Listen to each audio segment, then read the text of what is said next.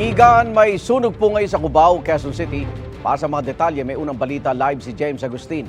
James? Nakataas sa unang alarma yung sunog na nagaganap ngayon sa ilang commercial establishments dito sa kanto ng EDSA at Aurora Boulevard sa Cubao sa Quezon City. Sa inisyal na impormasyon na nakuha natin mula sa Bureau of Fire Protection National Capital Region, nagsimula itong sunog kaninang alas 6:26 at ilang minuto lang ang lumipas ay agad na itinaas ang unang alarma.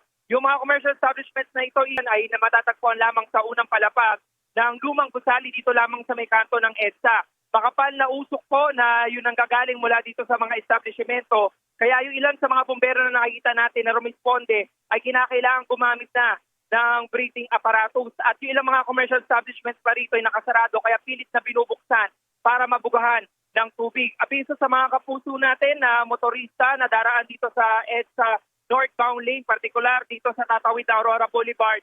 Isang lane lamang po'y madaraanan dahil dito sinakop na ito nung hilera ng mga fire truck na rumisponde dito sa sunog. Sa ngayon, patuloy na inaapula yung apoy na nanggagaling sa loob mula dito sa ating natatayuan sa labas.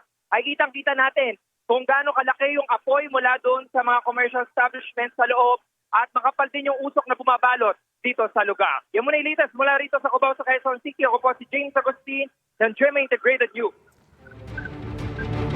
Igan, mauna ka sa mga balita, mag-subscribe na sa GMA Integrated News sa YouTube para sa iba't ibang ulat sa ating bansa.